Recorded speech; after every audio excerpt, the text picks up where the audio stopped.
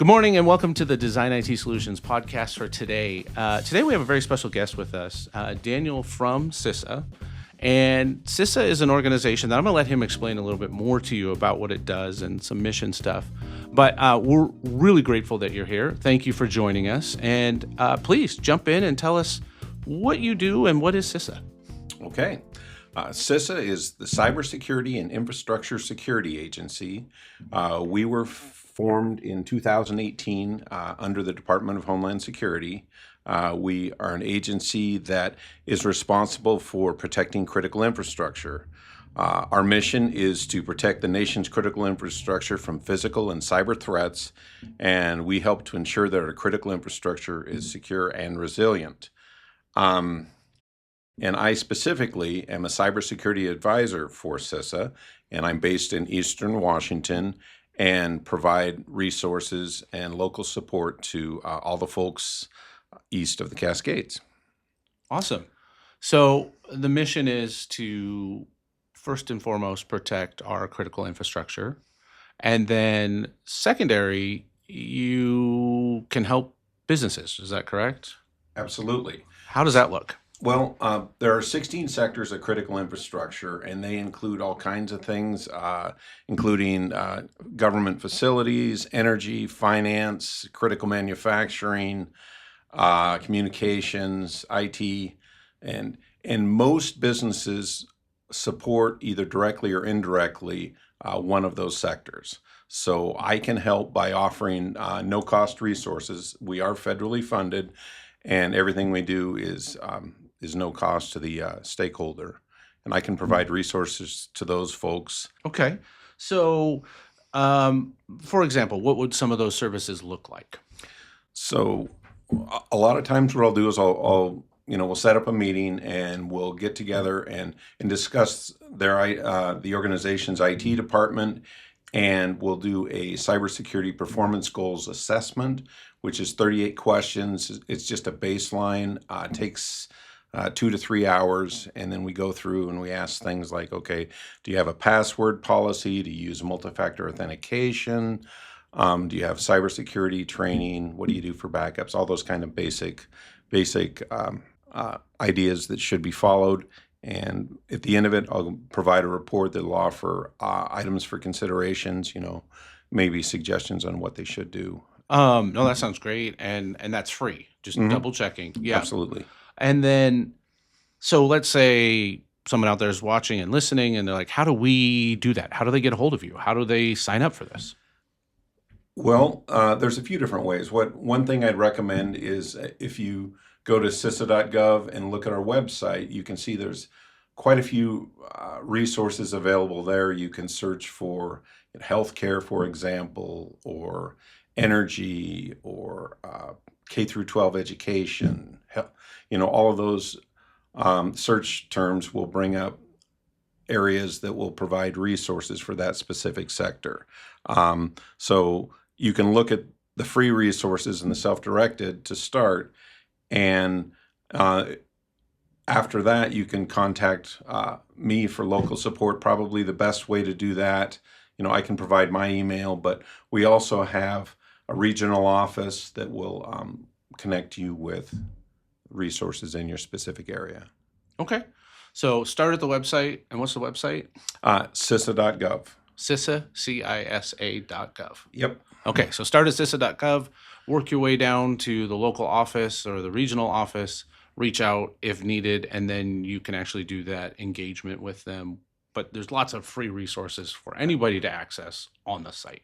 And absolutely. And to be clear, you can contact me first if you have questions. I'm absolutely fine with that. Okay. I'd be happy to talk to any folks. Perfect. Well, thank you. No, that's great. And again, thank you for being here.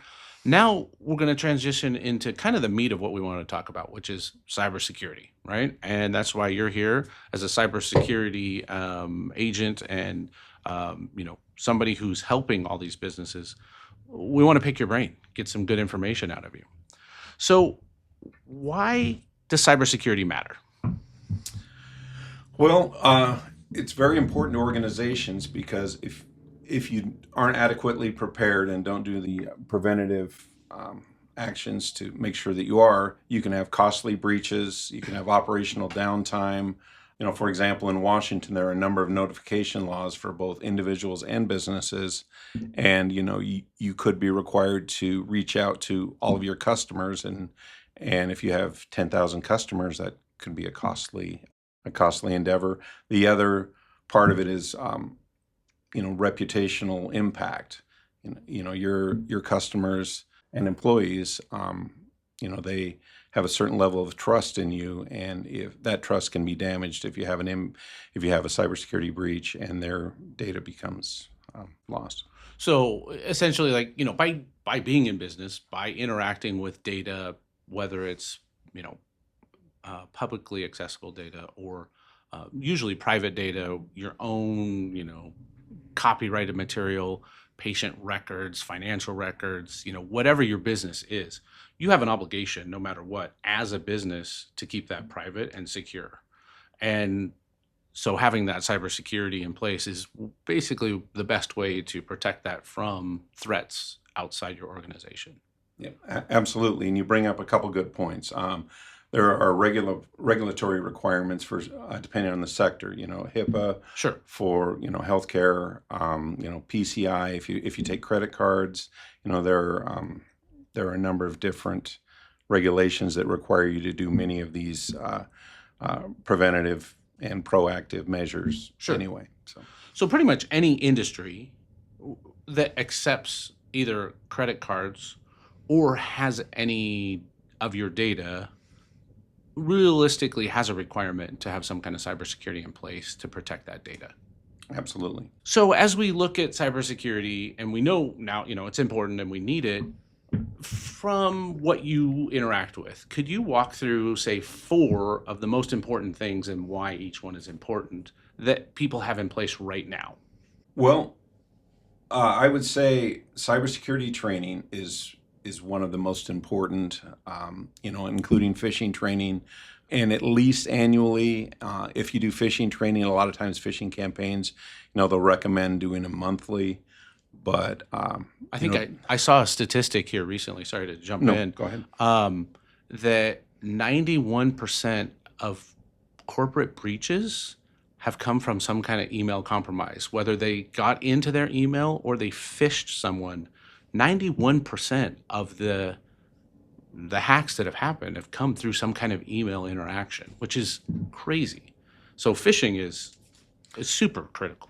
Right, and we'll talk about that for just a moment. And if someone receives an email on Friday afternoon at 3, you're not supposed to go buy Apple gift cards for people, right? But if it sounds really important and it's spoofed and it's coming from your boss and it's saying you need to transfer money to cover these bills, to make sure this invoice gets paid, whatever it might be. Those are the kind of things they need to watch for. If it's something that's out of the ordinary and has a sense of urgency, pause and just confirm. It's that natural fight or flight engagement they're trying to do in your brain where you stop the reasoning and you're like, oh, there's an issue. My bank's being compromised. They're going to shut off this account. Something urgent where you want to react immediately and not really think. So what I hear you saying is stop, pause, think about it for a minute, maybe talk to somebody else in the organization, make sure it's legitimate. Yep. Call someone on the phone. It's also possible if they're in there and your email has become compromised, sometimes you can't even trust that. So Right. Pick up the phone. Pick up the phone. Yeah, like look for a legitimate number. Don't look at what's in that email or what was Absolutely. sent to you. Go elsewhere to verify and call. Always call and verify. Take that time. Take a minute and pause. Okay, so training, we talk about with our customers top of mind security, which is always kind of knowing what's going on. Just take 5 minutes at least every week and just what are hackers doing today in the social engineering realm, phishing, to understand what they could be trying to do to you guys.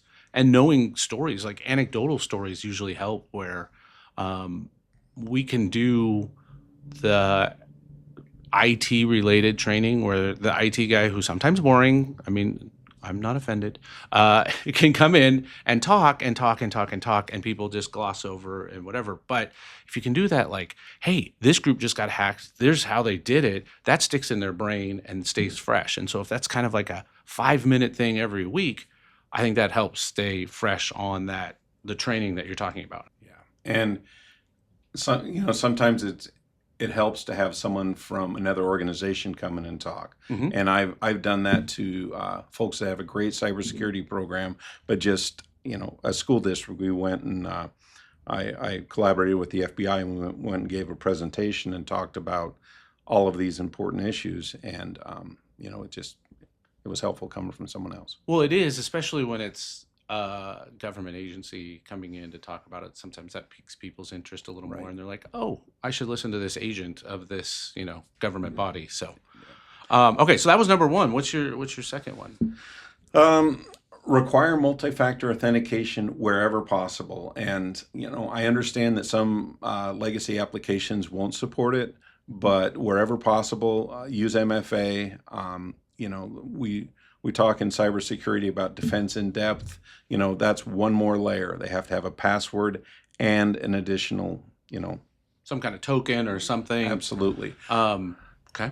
And, if possible, avoid using SMS, text, and email. Again, sometimes depending on the application and the provider, those are your only options. Sure.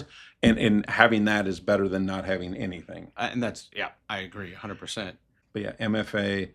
And I am surprised even at, I bank with a number of banks, and there are still a few of them that don't support MFA. And Which is crazy to me. Like, the financial sector should have MFA on everything, and it should be the most advanced MFA, not just, we'll send you a little text and verify. I mean, I know it's a big overhaul for some of their systems, but that should be a priority, right? For our financial protection. That's a lot of data in there. And do you see like a preference of a push on your phone, like an app integration, or a token? Like, what do you feel is the best form of MFA out there? It's been said that using either an app, whether some authentication type of app, whether it's Google's or Microsoft's or Okta or Cisco, any one of those, using that is a good method. Also, using hardware tokens, something that is not easily spoofed, Right. is another. Hard to get access to that as well. And sometimes folks say that's a cost inhibitor if you have to buy Tokens, tokens for everyone. But because most of those apps are free. yeah, the apps are free. Interesting thing, going back to phishing though, and email, probably the first place everybody should check is if their email has MFA enabled, right? Like, because all email providers that are of any, that are known have MFA for free. Right. So that should be a no-brainer, right? Like, start there. Make Yep. sure your email MFA is turned on today. Yep. Okay. Awesome. Anything else on MFA? No. Again, if you have relationships with, healthcare folks or banks, and any of those don't support MFA, I would ask their customer service. I would say, do you have plans to support MFA? I am concerned about the security of my data, and Because if enough people speak up, we probably can get the banks to make that a priority. right, because I have no doubt that most of them are planning to do it. It's just, I'm sure it's a cost issue. And it's not high on their list. So, Right. yeah, so that's great. Call your bank today. Tell them CISA sent you. No, Well, no, don't say that. But no, but put Tell some them pressure Daniel on them. sent you. Yeah, exactly. Design IT. Daniel. Well, we're both Daniel. So yes, and I'm Daniel. So okay, great. Well, what about your third option or third recommendation? I would update and patch software. Most of the recent breaches and many of the breaches are caused from using older versions of software or legacy software. I know when I get an update request on my phone, it's always at the most inopportune time, Of course. and I want to ignore it, but it is important because zero-day vulnerabilities are, they're one of the ways that people get into your systems. And it used to be with 0 days that you had some time because the bad actors had to go develop an exploit against that 0 day. They had to build something that could run through that exploit. But now they go to their AI engine and they're like, here's an exploit, I need code, and 30 seconds later they have a valid working exploit for that 0 day. So when we used to have a few days to even a week to patch things, we got to patch within minutes of finding a 0 day to really secure that vulnerability. Yep, absolutely. AI has become a tremendous tool for both good and bad. Yep. It just kind of sits there and cuts both ways, right? And we have to have AI protecting against AI. Yes. So yeah, again, it's important to patch, and a lot of times it's not things you think about. It's endpoint devices. It could be a VPN concentrator that's on the edge that most people don't even think about. But your IT folks, it's a significant effort to update all of that back end hardware, whether it's switches, routers, and those are the things that often get ignored. Do you have a recommended cadence for patching, say, Windows, the operating system, or your server platforms? That's an interesting question because I've talked to a few people over the years, and some are concerned that they don't want to patch right away because it will break their applications. We've seen that firsthand. Yep. Yes, so you patch, and then all of a sudden the primary application you used to do your job doesn't work anymore. So that's not good. But I've tried to take a stance, especially on critical patches, to patch immediately as soon as possible. And I'm hopeful that then those application providers will get enough pressure to patch their system to support the latest. Does that make sense? Yeah, no, I agree. And also, a little pressure on the vendors who are releasing the patches Yes. to stress test them a little bit more so that we know they're not going to break your environment when you patch it, right? Because everybody's seen it, right? We pull Patch Tuesday down, and all of a sudden, there was a .NET framework bug in the patch, and now half your applications in Windows don't work. Right. And so having the vendors do their due diligence, I know they're rushing, right? They're trying to get it out as fast as possible, but they also have AI to help them stress test this. So utilizing those tools and kind of putting a little more pressure on the vendors to make sure they have quality patches coming out will help, I think, reassure people to jump on those patches faster. Right, and I may go ahead and take this opportunity to mention a couple initiatives that CISA has had. One of them is Secure by Design, Secure by Default, and the idea is that you build in security, from the beginning. Sure. And you don't charge extra for multi-factor authentication or anything that's a security feature. That's included in the base product. That makes sense. And then the other initiative was software bill of materials. And ideally, a lot of times applications are built with many subcomponents. And, Log4j, for example. Oh, yeah. People didn't even know it was part of their system. Yeah, they didn't know it was running. And they were affected. So yeah, with the intent of a software bill of materials is all of the subcomponents that are part of what you're running. Right. And so that's, another. And for those that might not know, Log4j is a component. There's a Java subcomponent that runs in a lot of applications that you don't even realize is running. And there was a vulnerability in it. We called it Log4j, and it was a 0 day that was a level 10, easy to exploit. And people didn't know they needed to patch because they didn't even know that was part of an application they were running. So that was a huge issue because it was so easy to exploit and so many people didn't even know they had it. So that transparency with vendors too, knowing, hey, by the way, like you said, that material list you have this running in your environment and understanding that. So when a vulnerability comes out, you actually know, oh, I need to patch for that. Yeah, so I mean, patching is critical, and everything. We recommend you go from the edge in, right? Patch everything immediately on the edge because that has the front facing. But then, with social engineering, these hackers get in through phishing or whatever to the endpoint, and they sit there not doing anything malicious, but just having access. And they try to map out and see what they can do, and living off the land type techniques to use what the computer already has in it to try and do malicious things in your environment. So then they start looking for all the 0 days inside your organization. So we try to patch critical stuff as soon as possible within 24 hours. And then anything that's not severity, we run through normal test, run it on a machine, make sure it doesn't break anything, and then schedule it to go out to everybody else so that those are out within a week. Typically, we like to make sure we let other people test it too and then get that feedback.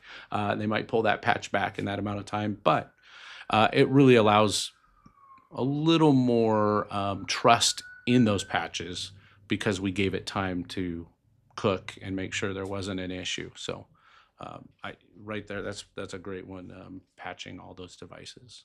And then what that brings us to your fourth one. So fourth one, I would say having strong, unique passwords.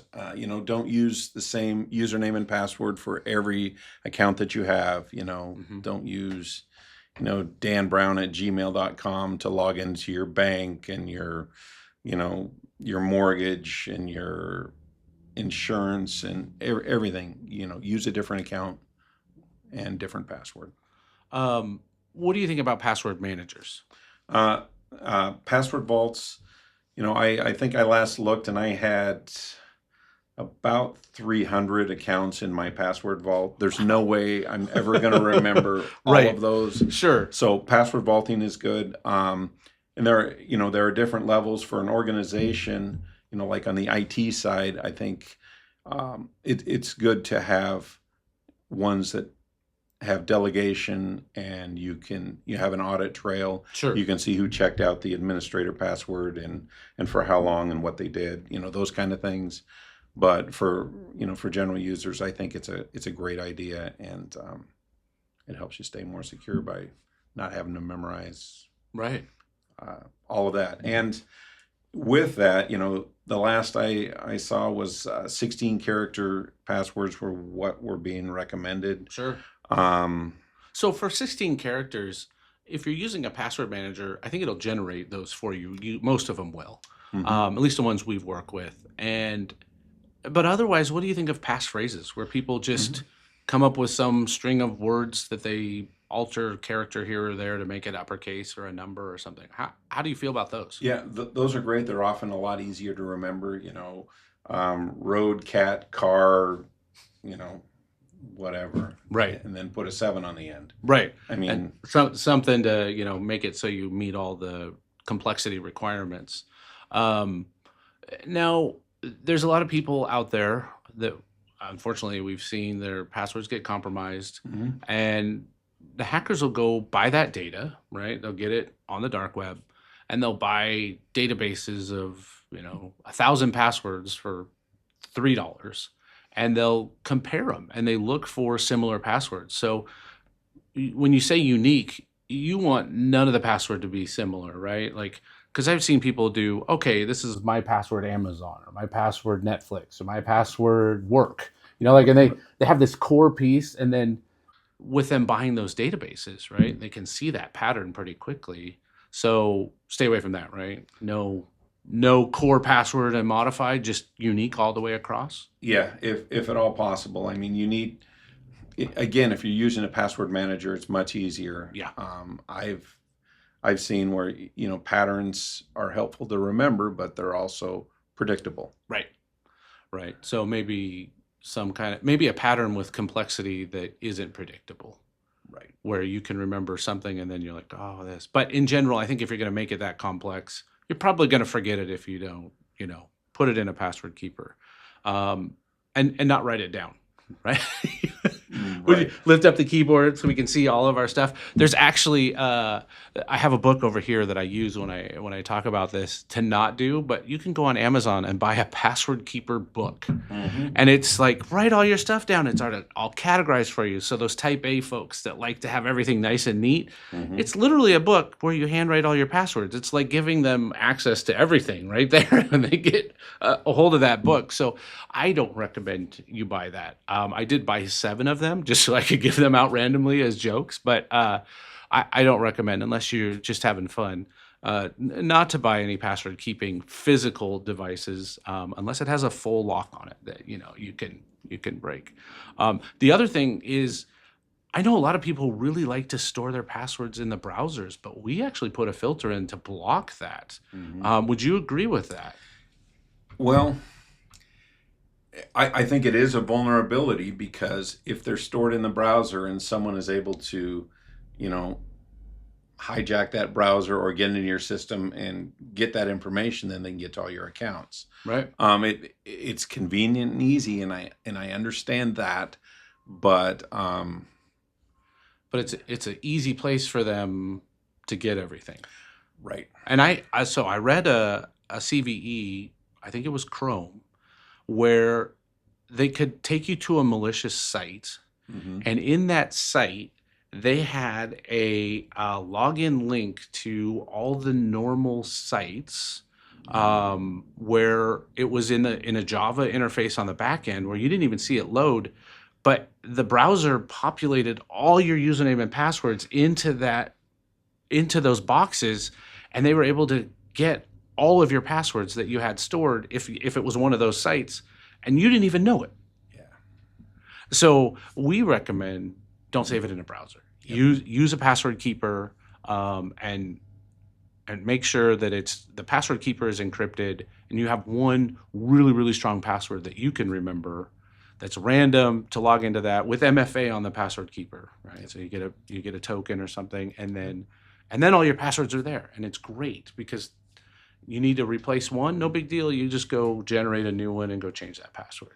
Right. And just make sure to, consider the master password for that vault and keep that somewhere secure. Yeah. And that might be something you actually write down and put in a safe deposit box. Right. I mean, Something, yeah. or Sure. Yeah. And then how do you feel about a lot of people, are going to face biometrics or the fingerprints? How do you feel about that? again, it's very convenient, and I use it on my iPhone, and I'm not plug-in iPhone, but that's what they give me. Sure. And it is convenient. But like the iPhone, for example, I read somewhere that some folks were starting to make a strange face, like scrunching up their face to unlock. So they would record it that way. So if they were in duress somehow, somewhere, somebody couldn't just put their phone in front of them and unlock it. Right. Which I thought was interesting. Yeah, But- that is interesting. They had to remember to go there, and hopefully, you don't get a cut on your face or something that. Right. But by and large, biometrics, there's something you are, right? Right. So spoofing that is more difficult. It's not impossible. Right. But a lot of those devices, you have hand geometry, you have fingerprint, Sure. you have retinal scanners, Yeah. all of that. But the face is the most prevalent lately. Right. And yeah, I watch people. It's funny. And then it's unlocked, and you just see people randomly putting their phone up to their face while you're talking or whatever. It's just like, oh, I'm gonna unlock my phone. So what do you think about how often you should change passwords? That's a good one, and that does come up a lot. Before you ask me, I'll ask you. Yeah, no, thank you. Well, here's what we recommend to our customers. If you have an application secured by MFA, then I would change your password at least once a year.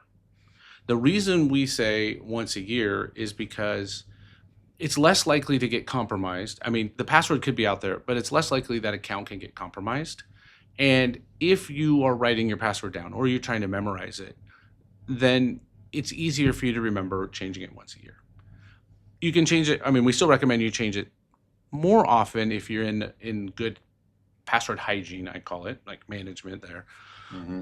If you're not using MFA, we like to see it between 90 and 120 days. Mm-hmm. If from the IT team, if you don't get too much pushback on 90 days, we'd like it more often. Because the problem is, like that website that collected those passwords out of Chrome or whatever, you don't know when your password's been phished or compromised. You might not be aware for maybe never, but it might be a long time. In that time, there's no MFA. That password is on the dark web. Someone's accessed it and they could be using it without your knowledge. So cycling that password will obviously make it no longer valid that it's out there on the dark web. And so we recommend 90 to 120 days. What about you guys? I think, we don't have defined, yeah, defined numbers as to how many days, but I would agree with what you've said. I would also add that, it's important to consider outside folks that have accounts. Sure. Where they have contractors or, and to not necessarily support generic accounts, like it can't be contractor one, contractor Right. two, have it be, Bob Smith and Contract. Yeah. yeah, Bob Smith and vendor or something. and have them have unique passwords and have them be changed on maybe a more frequent Sure. basis, whether it's 6 months or and sometimes those accounts will even disable until, just enable them as Yeah. needed. Yeah. For a lot of our healthcare customers, they'll have audits done, chart audits done by the insurance companies. It's pretty common. It's pretty normal. And so they hire out a vendor to do that. And we will disable those accounts, and the vendor has to call, validate who they are. We activate the account, give them a password, and they have signed a contract that says they're going to chart audit for 5 days or whatever. That will expire exactly at the time that their contract says they'll be Nice. done in there, and they can't get back in. Everything's dead on that account. Obviously, we do all kinds of audits for them on what was accessed, but then the next time they need access, there's a new contract. They call us, we get them access. Again, 5 days, 3 days, whatever it is, a week. That's all they have. So otherwise, we see it all the time where vendor accounts get forgotten about and they're just there. Right. And now, unfortunately, those get compromised. Right, and that's, you can programmatically check the last time accounts logged in, and it's good to do that with your Yeah. whatever your account. Run those scripts that check on that. Yeah, the last used and Yeah. So you've been in the industry for a long time. You've been working with CISA for a while. I know you can't go into specifics about companies, but what's some things that you can give us real world examples so we kind of know, hey, this is serious? Like what's been some things you've experienced or seen, I should say? I'd say in the last couple of years, on the public sector side, we've seen a number of cities and counties that have got hit. Folks with smaller IT shops, they don't necessarily have the time or resources to update all of those, external devices, VPN, routers, remote access, those kind of things. I've seen counties where I know Curry County in Oregon, they ended up, in a ransomware situation, and they decided not to pay, and they burned everything down, started from scratch. So they could not, people couldn't pay their taxes, they couldn't issue a marriage license. Wow. And it was very impactful. And so, from that side of things, we always recommend don't pay the ransomware, Sure. but So it is a agree. business decision, based on risk, and you have to make that decision, right? Right. I mean, Yeah. So, and that is a big deal, right? That's what you have to think about is what happens to your business if something goes on. Like, how do you function? How do you go? And, let's say, I'm glad we, kind of walked into it this way, but like, what should they do? Like, yeah, let's say they get a ransom notice, right? We would say, all right, IT needs to be involved, obviously, right away. And then you should have a disaster recovery plan where you've identified your order of notification and like stakeholders. So we recommend call, the stakeholders, get them involved, and then IT needs to be involved. We recommend you need to engage with your insurance company because they, will help cover this as long as you have cyber liability. But there's a caveat there, right? We also want to involve CISA, right? Because CISA will come in, and I'll let you explain like how that would work. But your insurance companies, they have a deal already with some recovery agent group or some group, and they have, behind closed doors negotiations on prices and interactions. That is a setup that's beneficial for them, not necessarily their customer. And so, as the customer, you have full control over who helps you with the recovery. A lot of times, your IT department can actually do it all just fine, but they're not going to really tell you that. And so, just be on guard that what they say, hey, we're going to have these people come in, they're going to get access, they're going to do all this for you. There's a bill that comes from them to you. Your insurance company has a negotiated rate and deal with them. They will pay for some of it, but you're on the hook for part of it as well. And they don't always tell you that up front in the panic. And then you're stuck because they engage them on your behalf. They might bring legal team in that they've also negotiated with. You might have your own legal team you can work with. It's not just that recovery effort. It's kind of, they look to cover their cost and mitigate their cost in your scenario. And it's not always the best result for you. So be aware of that. And also, engage law enforcement. Sometimes they'll tell you, don't say anything, don't engage law enforcement. But it actually can be beneficial to engage like Daniel Brown at CISA. He can help with that, or maybe not him specifically, but with CISA, and he can explain like what that would happen. So let's say we figured out, we've contacted our insurance, we're going to handle the recovery in-house, and we reach out to you. What does that look like? So can I make a couple comments on your, absolutely, on the what whole you thing. described? Yeah. So, I would say a couple things. It's important to have that documented in either a disaster recovery plan, incident response plan, whatever it might be. Have an appendix with recent contacts, periodically update that. Go through and do tabletop exercises, write a scenario for your organization, and we can assist with that. We have templates on our website, and say, okay, because you'll actually come out and help run the tabletop and we will. That's a little further out. It's like 6 months waiting. Sure, yeah. But yes, we can, and say, and it's a great example for you to walk through and say, okay, we were hacked, we can't get into any of our systems, what do we do? Right. And I've been on a number of those, and it's important to get HR and finance and maintenance and legal and IT and everybody in a room, because they all have a place, right? And they're all part of the organization. So get those folks, run through that, do an after action report, find the gaps, and improve it. Right. Rinse and repeat. I mean, it takes effort and resources. Ideally annually, maybe every 2-3 years, but consider that. And CISA. We can assist if you have an actual incident in the sense that we are collaborators, coordinators. I'm not hands-on keyboard, but I had a county that got hit, and we had to talk to the Secretary of State's office because they had to take off. They shut down their link between the county and them until they resolve the problem. Sure. And we can talk to FBI folks. IC3.gov, Internet Crime Complaint Center.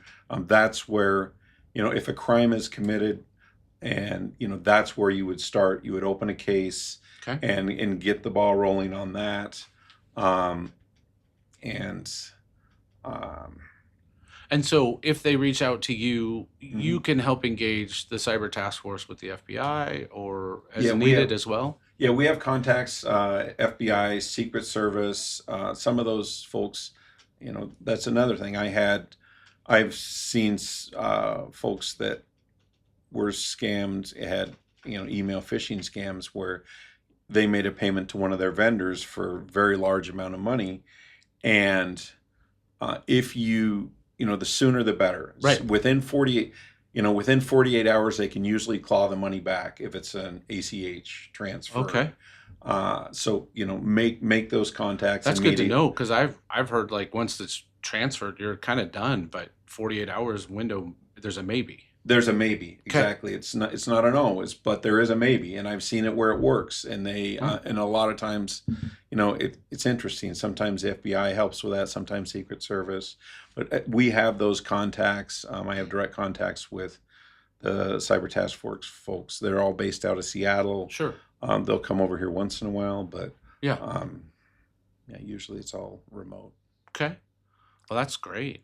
And back to the incident response plans. We've done a number of incident management workshops. We won't write a plan, but we can give you templates. Sure. And Now, do you like host those quarterly or anything where people can come to an area, or it's just with them as they engage you to help? kind of as requested. We prefer to do one-to-many events if Sure. possible. Like I did an event with like 20 community colleges, or I did interface one year, and we did an incident response workshop. But Okay. uh, That's we'll interesting. Maybe we could host one here and set up like invite all the businesses in the community that want to come, and then you could run like a tabletop exercise type setup or an incident response workshop, like you said. Right. Yeah, Okay. no, that'd be great. We could No. coordinate something like that. Well, thank you very much for coming and joining us and sharing your knowledge and information for us. Is there any closing remarks, anything you want to share with us, anything last bonus thing, anything we should hear? Other than CISA is non-regulatory, non-compliance. Everything we do is voluntary. You don't have to take our services, but we're here to provide them. I do a lot of work in Spokane with, K through 12 schools, colleges, businesses, and I'm here and happy to help. There are a few groups in Spokane regarding cyber. We have an ISSA chapter that's recently formed. Oh, okay. There's another, used to be Inch 360. It's now Launchpad. Mhm. They're going to have an annual event September 16th, I believe. I think Interface is in October. And there is another informal group that meets every third Thursday for beers, Nice. IT beers. And it's, Right. so Great. there are folks that have interest in the area, and if you want to be connected, just let me know. Okay. No, I appreciate that. And then, so as far as contacting you, how should they best reach out to you? I would say send me an email is probably the best. Daniel.brown@cisa.dhs.gov. CISA.dhs.gov. And DHS is Department of Homeland Security? It is. Yeah, because you guys are a division of Homeland Security. Is that correct? Is that the right way to say it? Yes, Okay. we are an agency under Homeland Security. Perfect. So, Okay. Do you still have to wait in line when you go to the airport? I do, but TSA is a sister agency also under DHS. That's what I was thinking. Yeah. And we do get pre-check, but I don't get a special line Okay. So other than pre-check. right. So you still have to wait with us in pre-check. Got it. Yeah. Okay. No special badge for you guys to get through. No, That'd we be don't have fun. guns or badges. We just have, Well, but you have ID the cards. cyber knowledge, and that's important, right? Well, thank you again for joining us. That's it for this edition of the Design IT Solutions podcast. I'm Daniel Schwartz, and look forward to bringing you some more cool content next time.